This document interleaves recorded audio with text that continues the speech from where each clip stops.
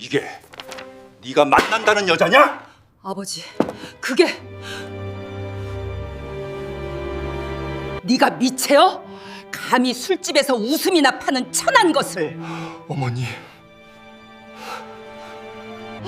나가겠습니다. 그럼 당장 꺼져.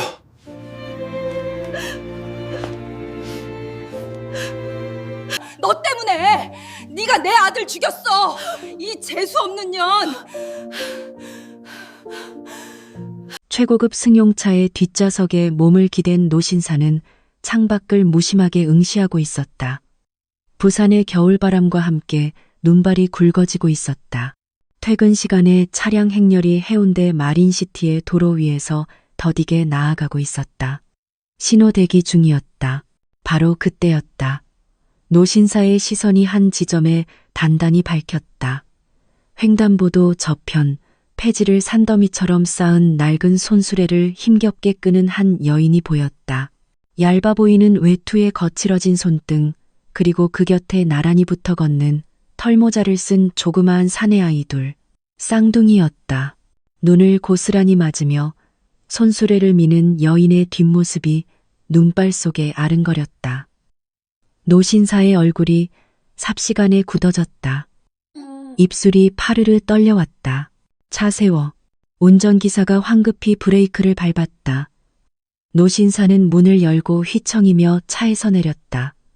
매서운 바닷바람이 섞인 눈이 뺨을 후려쳤지만 그는 전혀 개의치 않았다. 잠깐만 보게. 목소리가 떨려 나왔지만 여인은 돌아보지 않았다. 아이들의 손을 더욱 세게 붙잡고 그저 앞만 보고 걸어갈 뿐이었다. 노신사는 그 자리에 얼어붙은 듯 더는 발을 뗄 수 없었다. 손수레 바퀴가 굴러가는 소리가 점점 희미해졌다. 회장님, 기사가 우산을 받쳐들고 다가왔다. 노신사는 두 눈을 질끈 감았다. 그리고 천천히 차로 몸을 돌렸다. 차에 올라탄 뒤에도 한참이나 침묵이 흘렀다. 그의 손은 여전히 미세하게 떨리고 있었다. 김 비서에게 연락하게. 저 사람들 당장 알아보라고 해. 목소리가 심하게 갈라져 나왔다. 오늘도 저희 채널의 이야기에 귀 기울여 주신 당신 덕분에 이 사연이 세상에 나올 수 있었습니다. 언제나 평안하시기를 기원합니다. 만일 당신의 마음에도 작은 울림이 있었다면 구독과 좋아요로 온기를 나누어 주십시오. 대체 그들에게는 어떤 사연이 있었던 것일까? 이 이야기는 지금으로부터 5년 전으로 거슬러 올라간다. 한 남자와 한 여자가 운명처럼 사랑에 빠졌던 그 시절로. 남자의 이름은 강지훈. 29살이었다. 훤칠한 키에 선한 인상을 지닌 누가 봐도 부유한 집안의 자제였다. 그의 아버지는 부산 굴지의 해운물류회사 해진물류의 강민준 회장이었고 어머니 윤선이는 유서 깊은 학자 집안의 딸이었다. 지훈은 그런 가문의 외아들로 태어났다. 남부러울 것 없이 자랐지만 그는 늘 마음 한구석에 채워지지 않는 갑갑함을 안고 살았다. 부모님이 설계해둔 인생의 궤도를 벗어나는 것이 허용되지 않는 삶이었기 때문이다. 그러던 어느 날 지훈은 운명처럼 한 여자를 만났다. 이름은 오서연, 31살. 조용하지만 단단한 눈빛과 차분한 미소를 지닌 여자였다. 두 사람은 빠르게 서로에게 이끌렸다. 서연은 지훈에게 깊은 안식처가 되어 주었다. 그녀의 곁에서만큼은 비로소 숨을 쉬는 것 같았다. 지훈은 확신했다. 이 여자와 평생을 함께하고 싶다고. 하지만 그가 미처 알지 못했던 것이 하나 있었다. 그의 부모가 서연의 배경을 결코 용납할 수 없는 사람들이라는 사실을 말이다. 지훈이 해운대 본가에 돌아온 것은 저녁 8시가 넘은 시각이었다. 묵직한 현관문을 열고 들어서자마자 거실에서 기다리고 있던 아버지 강민준의 싸늘한 시선과 마주쳤다. 평소와는 전혀 다른 얼음장 같은 분위기였다. 어머니 윤선이 역시 팔짱을 낀 채 소파에 앉아 아들을 노려보고 있었다. 지훈은 본능적으로 직감했다. 무언가 잘못되었음을. 앉아라. 민준의 목소리는 낮고 차가웠다. 지우는 천천히 맞은편 소파에 앉았다. 손바닥에 축축하게 땀이 배어나왔다. 아버지, 어머님, 드릴 말씀이 있습니다. 그의 말이 채 끝나기도 전에 민준이 테이블 위로 서류 봉투 하나를 밀어냈다. 지후는 그것을 내려다보았다. 신상조사 결과 보고서라는 글자가 선명했다. 오서연, 33, 그리고 그 아래 빼곡히 적힌 문장들. 서면 소재 유흥업소 종업원 경력 다수. 모친 역시 과거 주점 운영. 지훈의 손이 격렬하게 떨렸다. 아버지, 그래, 이 여자가 네가 만난다는 그 여자냐? 민준의 목소리에는 어떤 감정도 실려 있지 않았다. 마치 무미건조한 사업 보고를 받는 듯했다. 지훈은 입술을 깨물며 고개를 끄덕였다. 네, 맞습니다. 네가 정녕 미친 개로구나. 선희가 자리에서 벌떡 일어났다. 새하얗게 질린 얼굴로 아들을 향해 손가락질했다. 네가 정말 정신이 나간 개야? 술집에서 웃음이나 팔던 여자, 그런 천한 것을 우리 집안에 들일 생각이었어? 지우는 고개를 숙였다. 어머님, 서연 씨는 그런 사람이 아닙니다. 지금은 평범하게 일하고 있고 과거가 어떻든 그건. 과거가 어떻든? 선희의 목소리가 날카롭게 높아졌다. 야, 강지훈, 네가 지금 제정신으로 하는 말이냐? 우리 강씨 집안이 어떤 가문인데 내 조부께서 내 아비가 이 해진 물류를 어떻게 읽었는데 너 하나 때문에 전부 망칠 작정이냐? 어머니 제발 입 다물어. 선희의 고함에 지훈이 주춤했다. 그녀는 눈물을 머금고 고개를 가로저었다. 안 된다. 절대로 안 돼. 내 눈에 흙이 들어가도 그건 안 될 일이야. 강민준이 천천히 일어섰다. 그는 창가로 걸어가 어두운 광안대교의 야경을 바라보았다. 지훈아, 네, 그 여자 만난 지 얼마나 됐느냐? 1년 되었습니다. 1년이라. 민준이 코웃음을 쳤다. 1년 만에 결혼까지 결심하게 만들다니 보통 여자가 아니로구나. 목적이 뭐지? 돈이냐? 아니면 신분 상승이냐? 아버지, 지훈이 소리쳤다. 서연 씨는 그런 사람 아닙니다. 아버지는 만나보지도 않으셨잖습니까? 만나볼 가치도 없다. 민준이 차갑게 말을 잘랐다. 근본이 말해주지 않느냐. 그런 집안 여자는 우리 집 며느리가 될 수 없다. 왜요? 지훈의 목소리가 떨렸다. 왜 근본이 중요합니까? 사람 자체를 봐야 하는 것 아닙니까? 네가 지금 나를 가르치려 드는 것이냐? 민준이 돌아섰다. 그의 눈빛은 얼음장처럼 차갑게 가라앉아 있었다. 네가 아직 어려서 그렇다. 세상 물정을 몰라서 그래. 우리 같은 가문은 혼맥이 중요하다. 결혼은 사랑만으로 하는 게 아니야. 집안과 집안이 만나는 중대사다. 지우는 두 주먹을 불끈 쥐었다. 전 그런 거 필요 없습니다. 저한텐 서연 씨만 있으면 됩니다. 그래, 민준이 비웃었다. 그럼 나가거라. 지금 당장 이 집에서 나가. 그 여자랑 사랑만 먹고 살아보아라. 내 재산은 단 한 푼도 기대하지 말고. 좋습니다. 지훈이 자리에서 벌떡 일어섰다. 선희가 경악하며 아들의 팔을 붙잡았다. 지훈아, 네가 지금 무슨 말을?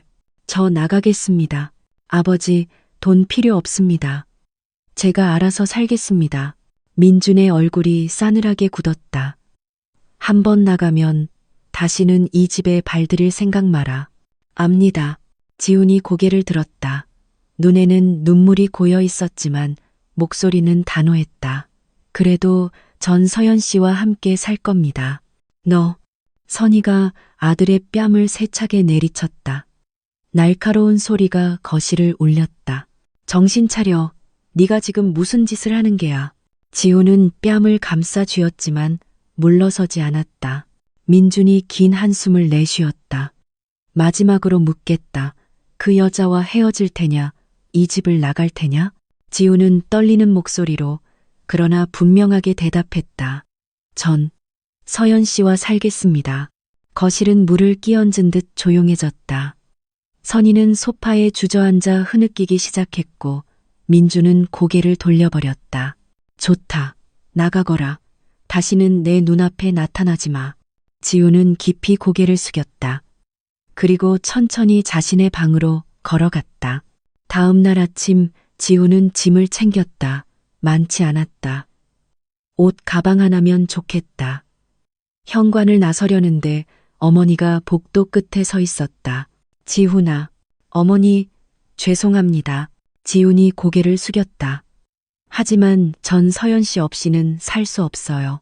선희는 대답하지 않았다. 그저 차갑게 돌아서서 안방으로 들어가 버렸다. 문이 쿵 닫히는 소리가 들렸다. 지훈은 서연에게 전화를 걸었다. 떨리는 목소리로 모든 것을 털어놓았다. 집을 나왔다고. 이제 우리 둘이서만 살아야 한다고.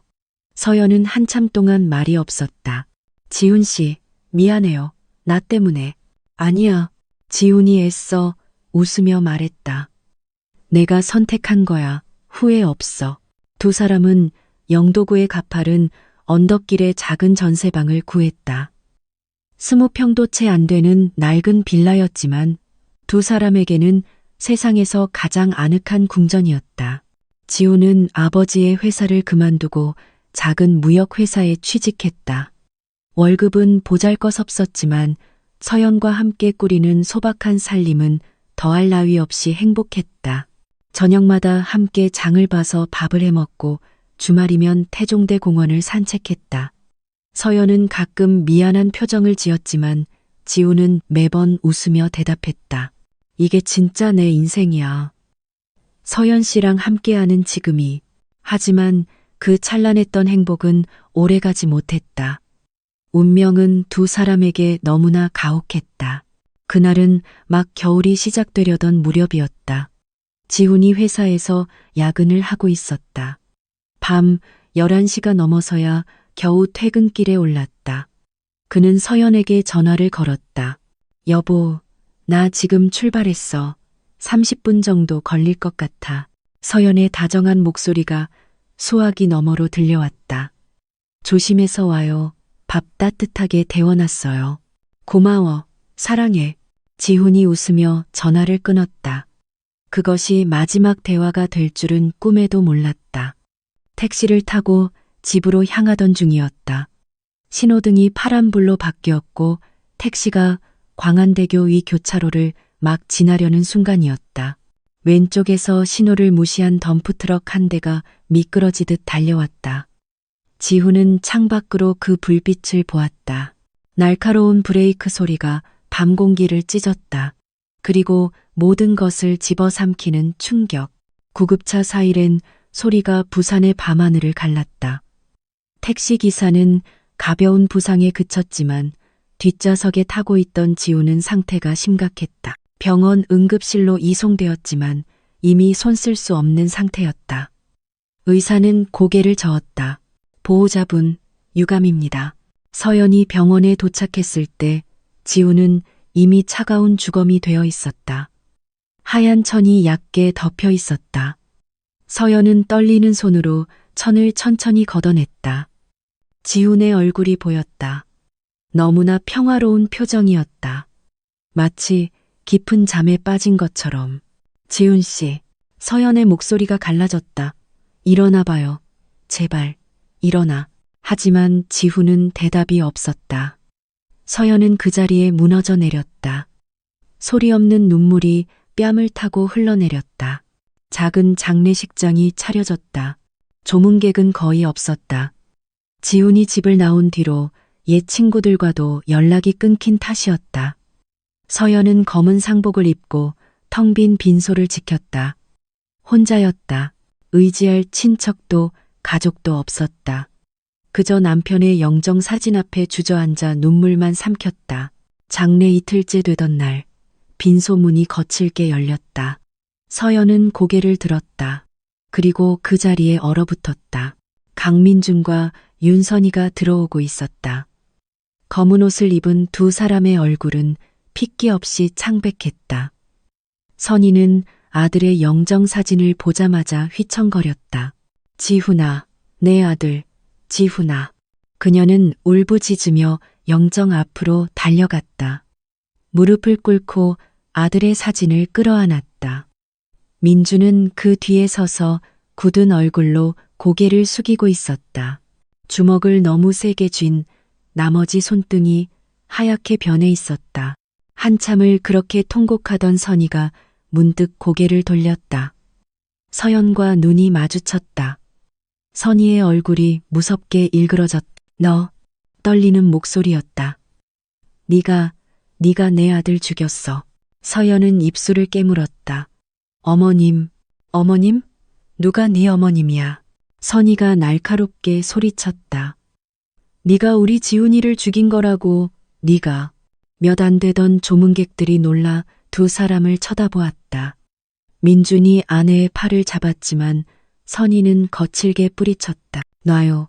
나 저 애한테 할 말 있어. 그녀는 서연에게 비틀거리며 다가갔다. 내가 널 쫓아내지 말고 지훈이를 데리고 있었으면 이런 일은 없었어. 우리 집에서 편하게 살았으면 이렇게 밤늦게까지 야근하고 택시 따위를 타고 다니다. 죽진 않았을 거 아니야. 어머님, 그건... 닥쳐. 선희의 목소리가 악에 받쳐 터져나왔다. 내년이 술집 여자 출신이라 재수가 없어서 이런 일이 생긴 거야. 천한 내가 내 귀한 아들한테 붙어서 불행을 끌고 온 거라고. 서연의 얼굴이 하얗게 질렸다. 눈물이 쉴 새 없이 볼을 타고 흘러내렸다. 어머님, 전 정말... 됐소. 민준이 차갑게 말을 끊었다. 선희야, 그만해. 여기서 이럴 것 없다. 그는 서연을 싸늘하게 바라보았다.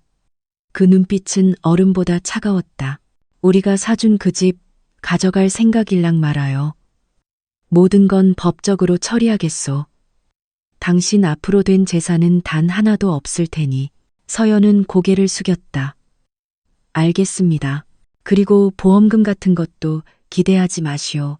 우리가 전부 처리할 테니까. 민주는 그대로 돌아섰다. 선희야, 가자. 선희는 마지막까지 서연을 증오가 가득한 눈으로 노려보았다. 네가 내 아들 죽였어. 평생 저주할 거야. 그리고는 남편을 따라 빈소를 나갔다. 두 사람이 사라진 후 서연은 그 자리에 주저앉았다. 온몸이 사시나무처럼 떨렸다. 조문객들의 수군거리는 소리가 귓가를 파고들었다. 세상에 술집 여자딸이었대. 그러게 시어머니가 저렇게 화낼 만도 하지. 그래도 남편 잃었는데 불쌍하긴 하네. 서연은 두 귀를 막았다. 하지만 그 소리들은 멈추지 않았다. 그날 밤 서연은 텅 빈 빈소에서 홀로 밤을 새웠다. 지훈의 영정 사진을 바라보며 나지막이 속삭였다. 미안해요, 지훈 씨. 내가 정말 당신에게 불행을 가져다 준 걸까요? 대답은 돌아오지 않았다. 그저 두 자루의 촛불만이 밤새도록 흔들릴 뿐이었다. 장례는 3일장으로 치러졌다.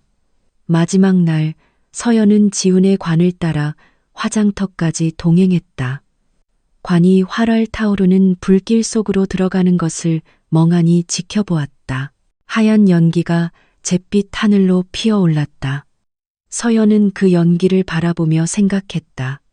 이제 정말 모든 게 끝났다고. 하지만 그것은 끝이 아니었다. 그녀의 뱃속에서는 새로운 생명 두 개가 자라나고 있었기 때문이다. 아직 아무도 몰랐다. 서연 자신조차 확신하지 못하고 있었지만 이미 임신 2달째였다. 장례를 치른 지 일주일이 지났다. 서연은 지훈과 함께 살던 영도구의 작은 전셋집을 정리하고 있었다. 옷장을 열 때마다, 서랍을 뒤질 때마다 지훈의 흔적이 묻어나왔다. 그의 넥타이, 쓰다 남은 향수, 손때 묻은 책들, 모든 것이 그를 기억나게 했다. 서연은 그것들을 하나하나 상자에 담았다. 눈물을 삼키며 천천히. 그때 현관 초인종이 울렸다. 서연은 젖은 손을 닦고 문을 열었다. 말끔한 정장을 입은 중년 남자가 서 있었다. 오서연 씨 되십니까? 네. 저는 강민준 회장님 측 법무팀 변호사입니다. 잠시 이야기 나눌 수 있겠습니까? 서연은 말없이 고개를 끄덕이고 그를 안으로 들였다. 거실 탁자에 마주 앉았다. 변호사는 서류 가방에서 두툼한 서류철을 꺼냈다. 고 강지훈 씨의 사망에 따른 재산 정리건입니다. 사망보험금, 회사 퇴직금, 그리고 현재 거주 중이신 이 주택에 대한 권리까지. 그는 서류들을 테이블 위에 펼쳐놓았다. 법적으로는 배우자이신 오서연 씨께서 상속받으시는 것이 맞습니다만 회장님 측에서는 다 드릴게요. 서연이 조용히 말했다. 변호사가 놀란 눈으로 그녀를 쳐다보았다. 예, 지금 무슨 보험금도 퇴직금도 이 집도 전부 두 분께 돌려드리겠습니다.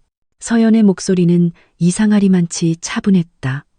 어차피 제가 받을 자격이 없는 것들입니다. 어머님 말씀대로 지훈 씨는 저 때문에 죽었으니까요. 하지만 오서연 씨, 이건 법적으로 보장된 당신의 권리입니다. 굳이 포기하실 필요가. 서류 주세요. 서명하겠습니다. 서연이 손을 내밀었다. 변호사는 잠시 망설이다가 펜과 서류를 건넸다. 서연은 한 장 한 장 넘기며 망설임 없이 자신의 이름을 적었다. 재산 포기 동의서, 보험금 수령 포기 각서, 주택명예 포기서. 모든 서류에 서명을 마친 서연이 작게 말했다. 변호사님, 시부모님께 전해주세요. 제가 다 포기한다고요. 대신 목소리가 가늘게 떨렸다. 대신 다시는 제 앞에 나타나지 말아달라고. 전 이제 지훈 씨와 상관없이 혼자 살겠다고 그렇게 전해주십시오. 변호사는 잠시 그녀를 바라보다가 고개를 끄덕였다. 알겠습니다. 그는 서류를 챙겨 일어섰다. 그럼 실례했습니다. 변호사가 나간 후 서연은 그 자리에 주저앉았다. 텅 빈 거실이 지독하게 고요했다. 그녀는 천천히 자신의 아랫배에 손을 올렸다. 아직 아무런 태동도 느껴지지 않았지만 확실했다. 두 개의 작은 심장이 그 안에서 뛰고 있었다. 병원에서 쌍둥이라는 말을 들었을 때 얼마나 놀랐던가. 미안해, 아가들아. 서연은 배를 쓰다듬으며 속삭였다. 엄마가 할머니 할아버지한테 너희들 이야기를 할 수가 없어. 너희 아빠는 정말 좋은 사람이었어. 정말 다정한 사람이었는데 엄마 때문에 엄마가 재수 없는 사람이라서 목이 메어 말이 나오지 않았다. 할머니가 그랬어. 엄마가 술집 여자 딸이라 재수가 없어서 아빠가 그렇게 됐다고. 그러니 엄마는 너희에게도 불행을 가져다 줄 것만 같아. 미안해. 서연은 며칠에 걸쳐 짐을 정리했다. 대부분을 버렸다. 지훈의 물건은 작은 상자 하나에 담아두었고 자신의 것도 최소한만 챙겼다. 부산진역 근처의 작은 고시원을 알아보았다. 가장 저렴한 방이었다. 일자리도 구해야 했다. 배가 더 불러오기 전에 한 푼이라도 더 모아야 했다. 떠나는 날 서연은 마지막으로 집안을 둘러보았다. 이곳에서 지훈과 함께 웃고 떠들던 시간들이 주마등처럼 스쳐 지나갔다. 안녕 지훈 씨. 서연은 문을 닫았다. 열쇠는 우편함에 넣어두었다. 같은 시각 해운대 마린시티의 펜트하우스에서는 변호사가 강민준에게 보고를 하고 있었다. 부인께서 모든 재산을 포기하셨습니다. 관련 서류에 서명도 전부 받았습니다. 민준이 고개를 끄덕였다. 그래, 알았네.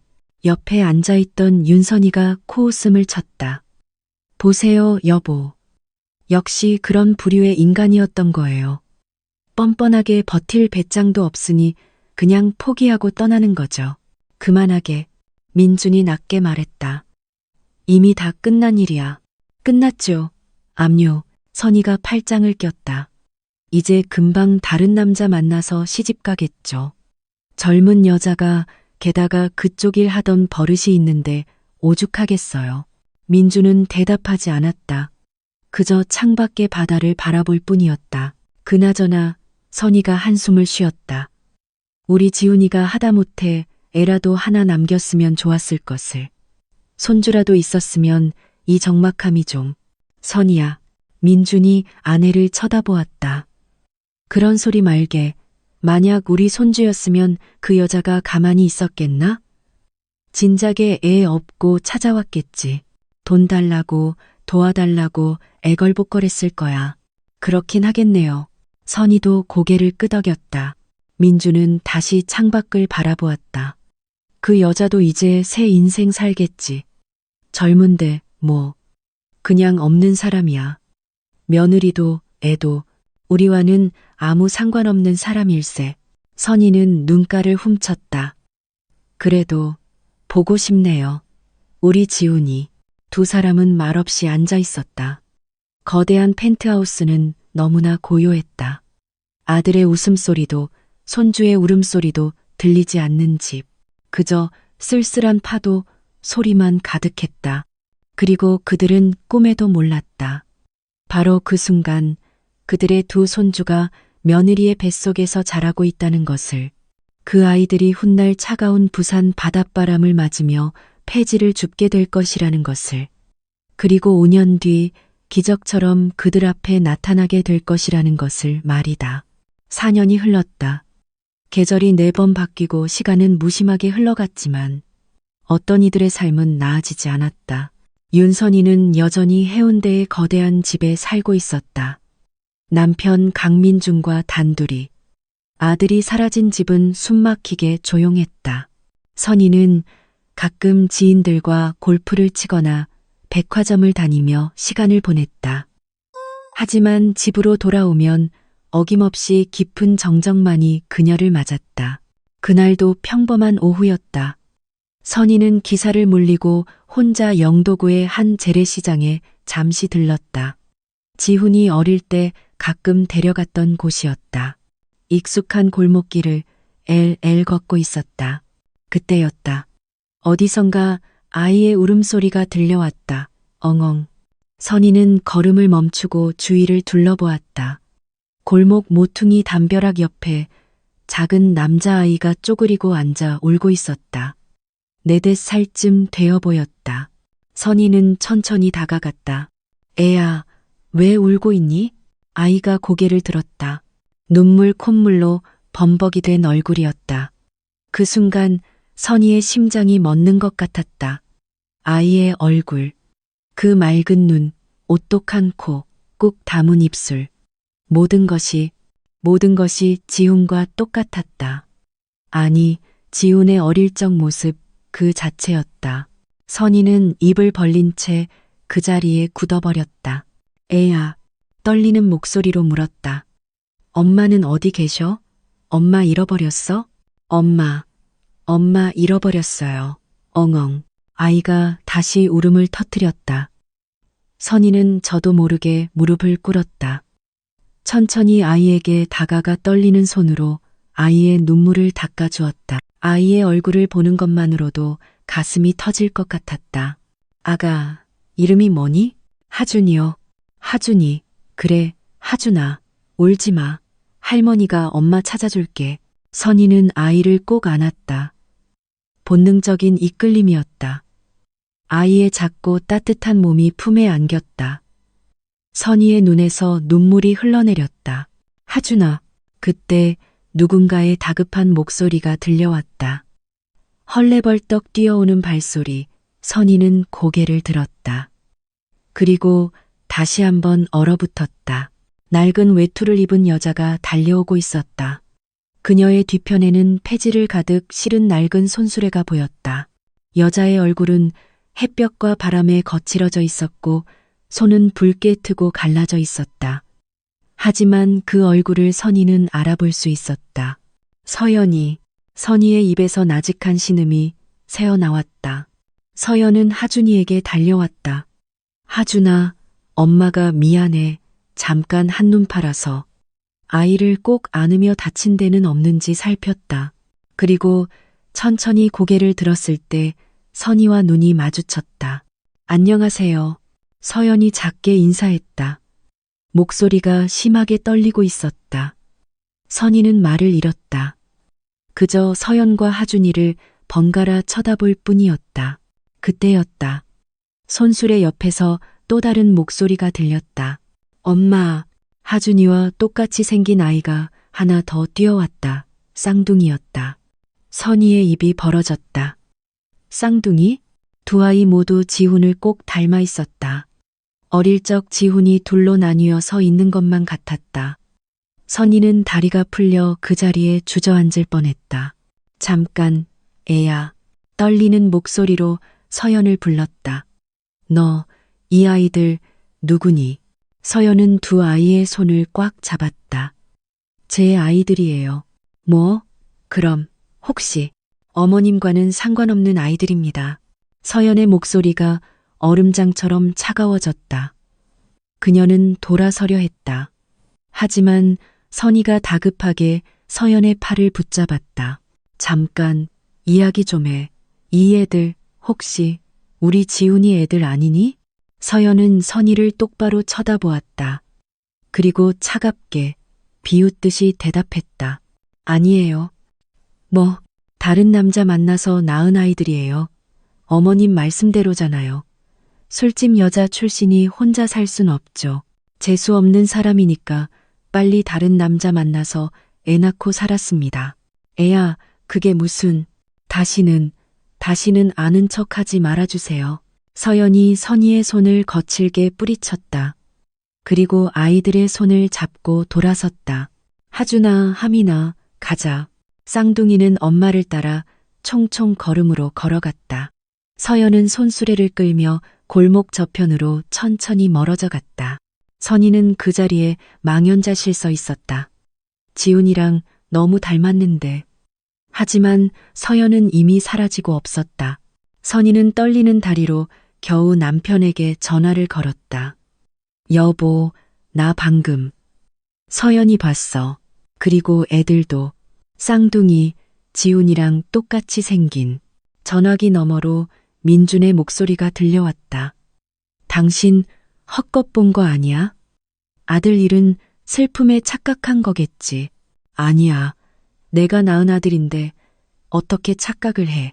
선희는 울부짖었지만 민주는 믿지 않았다. 그 여자가 다른 남자애들이라고 했다며.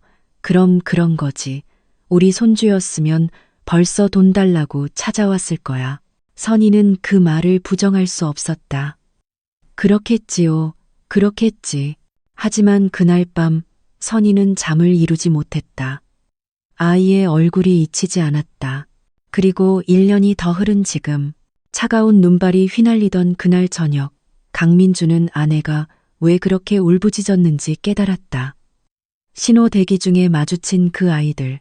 아내의 말대로 자신의 아들 지훈의 어린 시절을 그대로 빼다 박은 그 얼굴들. 그는 비서에게 연락해 당장 알아보라고 지시했다.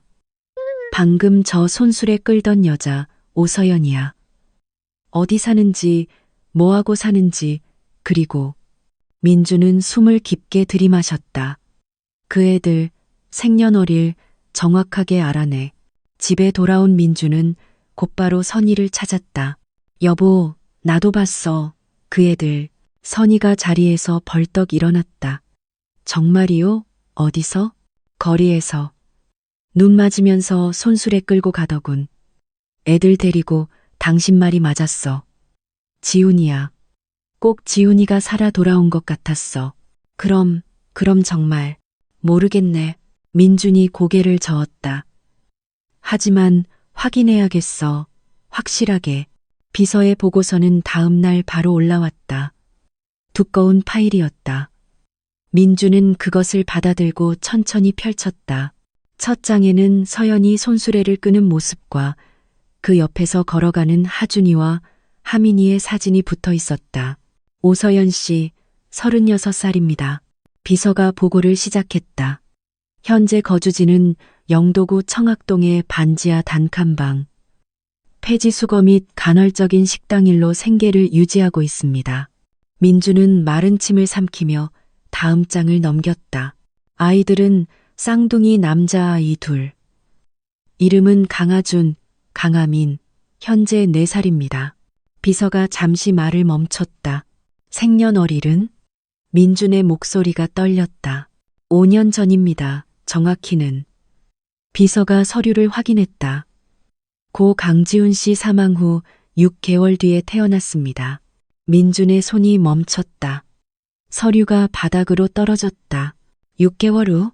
네, 임신 기간을 역산하면 강지훈 씨가 돌아가시기 전에 이미 임신 중이었을 가능성이 매우 높습니다. 민준은 의자에 주저앉았다. 눈을 감았다. 그래서 말을 안 한 거구나. 민준의 목소리가 갈라졌다.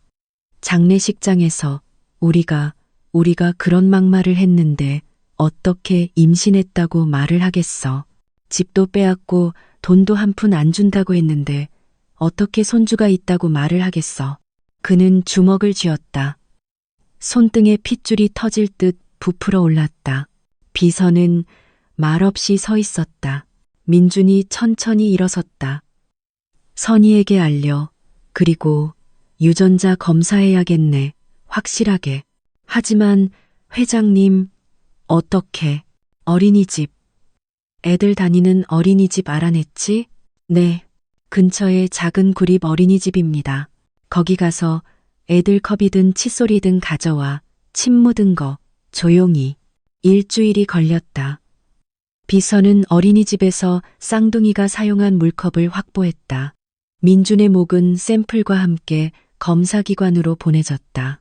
결과가 나오기까지의 또 다른 일주일은 지옥과 같았다. 결과가 도착한 날, 민준은 선희를 서재로 불렀다. 두 사람은 나란히 앉아 봉투를 바라보았다. 여보, 무서워요. 선희의 목소리가 떨렸다. 나도 무섭네. 민준이 대답했다. 하지만 확인해야 해. 그는 천천히 봉투를 뜯었다. 서류를 꺼냈다. 마지막 장을 펼쳤다. 결론 부분이었다. 굵은 글씨로 적혀 있었다. 친자 관계 확률 99.99%. 99.99%. 민준의 손에서 서류가 다시 한번 떨어졌다. 선희가 그것을 주워들고 읽었다. 우리 손주야. 선희의 목소리가 끊어졌다. 세상에 정말 우리 손주였어. 지훈이 애들. 민준이 두 손으로 얼굴을 감쌌다. 짐승 같은 울음소리가 터져나왔다. 선희도 그 자리에 주저앉아 통곡했다. 우리가 몰랐어. 4년 동안 우리 손주들이 선희가 가슴을 치며 울부짖었다. 내가 장례식장에서 재수 없다고 술집 여자 딸이라고. 내가 내 손주들 애미한테 나도. 민준의 목소리도 떨렸다. 집 빼앗고 돈 한 푼 안 주고. 그래 놓고 어떻게 우리한테 말을 해. 그 애가 서연이가 혼자 쌍둥이를 아무도 없이 혼자 낳았단 말이야. 그랬겠지. 민준이 고개를 끄덕였다. 우리가 다 내쫓았으니까. 그럼 돈은, 애들 키우는 돈은 폐지 주어서. 매일 그 무거운 손수레 끌고 다니면서 우리 손주들 손잡고. 두 사람은 대답하지 못했다. 서로를 바라보며 한참을 울었다. 자신들이 저지른 죄의 무게가 너무나도 무겁게 그들을 짓눌렀다. 당장 가야 해. 선희가 일어섰다. 지금 당장 가서 데려와야 해. 우리 손주들. 선희야. 민준이 아내의 팔을 잡았다. 그게 쉽겠나. 우리가 그런 짓을 했는데 며느리가 우릴 받아주겠어? 그래도 가야 해요. 가서 빌어야 해. 죽을 죄를 지었다고 빌어야 해. 두 사람은 밤새 잠을 이루지 못했다. 새벽 5시. 눈발이 거세지고 있었다. 영도구 청학동의 가파른 반지하 골목은 어둡고 고요했다. 가로등 불빛만이 하얀 눈을 비추고 있었다. 그곳에 두 사람이 무릎을 꿇고 앉아 있었다. 강민준과 윤선이. 수천만 원짜리 비싼 외투는 눈에 젖어 축축했지만 두 사람은 미동도 하지 않았다. 회장님, 사모님, 이러다 큰일 나십니다. 차에라도. 옆에 서 있던 김 비서가 걱정스럽게 말했지만 민주는 고개를 저었다. 아닐세, 여기서 기다려야 해. 선희는 말없이 두 손을 모으고 눈을 막고 있었다. 벌써 2시간째였다. 새벽 3시부터 그 자리에 나와 앉아 있었다. 며느리가 폐지 주우러 나오는 게 보통 이 시간이랬어. 민준이 중얼거렸다. 6시가 가까워졌을 때 끼익 소리와 함께 낡은 반지하의 현관문이 열렸다. 서연이 나왔다. 두꺼운 목도리를 두르고 손수레를 끌 준비를 하고 있었다. 그녀가 고개를 들었다. 그리고 그 자리에 얼어붙었다. 눈밭에 무릎을 꿇고 있는 두 사람. 시아버지와 시어머니. 서연의 손에서 열쇠 꾸러미가 떨어졌다. 어머님? 아버님? 서연아. 선희의 목소리가 떨려 나왔다. 미안하다. 우리가 잘못했다. 서연은 공포에 질린 듯 뒤로 한 걸음 물러섰다. 왜 여기 계세요? 당장 일어나세요. 사죄하러 왔다. 민준이 고개를 깊이 숙였다. 우리가 너에게 죽을 죄를 지었다. 필요 없어요. 서연이 소리쳤다. 필요 없다고요. 이미 늦었어요.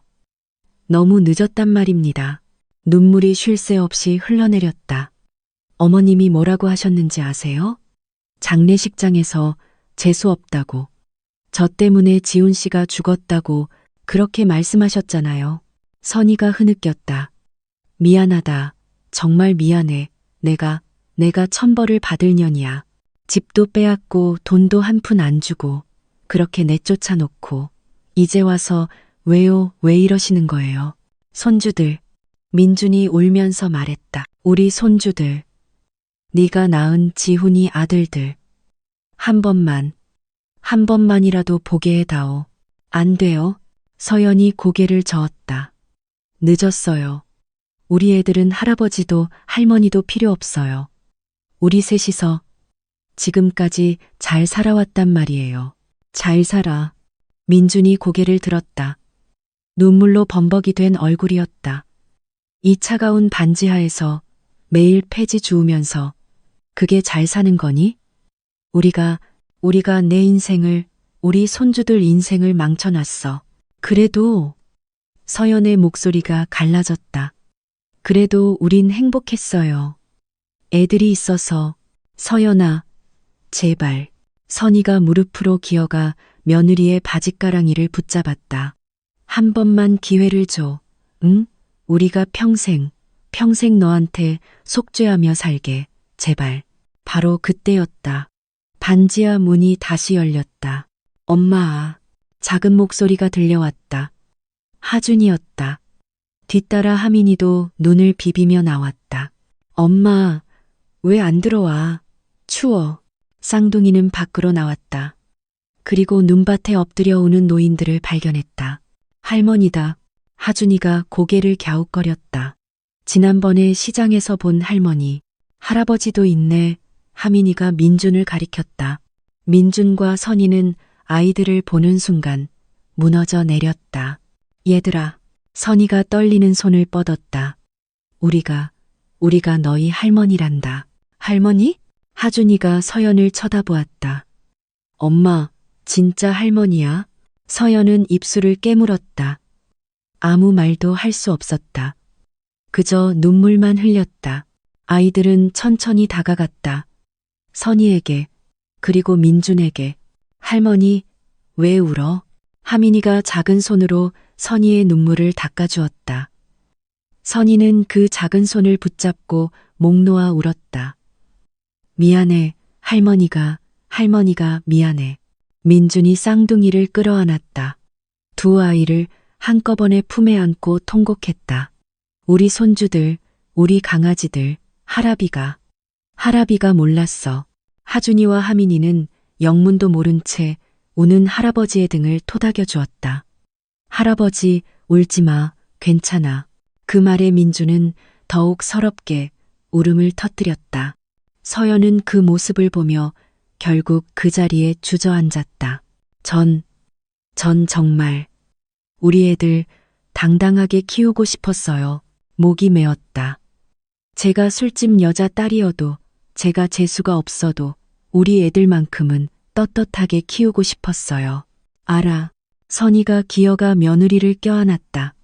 다 알아. 서연아, 고생했어. 정말 고생 많았어. 미안하다. 정말 미안해. 내 사람이 눈밭에서 부둥켜 안고 울었다. 쌍둥이들도 엄마와 할머니, 할아버지를 따라 울음을 터뜨렸다. 하얀 눈이 그들의 상처 위로 소리 없이 쌓이고 있었다. 이제 우리 함께 살자. 민준이 떨리는 목소리로 말했다. 제발 우리에게 기회를 줘. 우리가 평생 속죄하며 살게. 서연은 한참을 울다가 천천히 고개를 끄덕였다. 더 이상 버틸 힘이 없었다. 혼자 모든 것을 감당하기엔 너무나도 긴 시간이었다. 알겠어요. 작은 목소리였지만 분명했다. 선희와 민주는 며느리를 그리고 손주들을 더욱 세게 껴안았다. 고맙다. 정말 고맙다. 3개월이 지났다. 해운대 마린시티의 넓은 펜트하우스 거실에 웃음소리가 가득했다. 하준이와 하민이가 민준의 등에 매달려 놀고 있었다. 할아버지, 말 타기. 더 빨리. 알았다, 알았어. 이랴. 민준이 웃으며 아이들을 태우고 거실을 기어다녔다. 선희는 주방에서 서연과 함께 저녁 식사를 준비하고 있었다. 서연아, 우리 강아지들 좋아하는 반찬이 뭐니? 고기랑 계란말이요. 그래, 할머니가 산더미처럼 해줄게. 많이 먹고 쑥쑥 커야지. 거실 한쪽 벽에는 지훈의 사진이 걸려 있었다. 환하게 웃고 있는 모습이었다. 서연이 그 사진을 바라보며 희미하게 미소 지었다. 지훈 씨, 우리 잘 지내고 있어요. 당신 아들들 정말 예쁘고 씩씩하게 잘 자랐어요. 그러니까 당신도 이제 편히 쉬어요. 민준이 며느리 곁으로 다가왔다. 지훈이가 아주 좋아하겠다. 이 모습을 보면. 네, 서연이 고개를 끄덕였다. 고마워요, 아버님, 어머님. 우리가 고맙지. 민준이 손주들을 바라보았다. 우리에게 다시 가족을 만들어줘서 정말 고맙다, 며느라. 저녁 식탁에 5명의 가족이 둘러앉았다. 뒤늦게 찾았지만 그래서 더욱 애틋한 진짜 가족이었다. 깊은 상처를 딛고 용서를 통해 다시 하나가 된 가족이었다. 네, 오늘 이야기는 여기까지입니다. 서로에게 너무나 깊은 상처를 주었지만 모든 것을 용서하고 다시 한 가족이 된 이들의 앞날에는 부디 행복만이 가득하기를 진심으로 바라봅니다. 순수한 아이들의 존재가 얼어붙었던 모든 것을 녹여준 것 같습니다. 끝까지 시청해주신 여러분께 진심으로 감사드립니다. 이 가족에게 전하고 싶은 따뜻한 응원의 말씀이 있으시다면 주저하지 마시고 댓글로 남겨주세요. 저희 채널의 더 많은 이야기가 궁금하시다면 구독과 좋아요도 잊지 말아주시기 바랍니다. 감사합니다.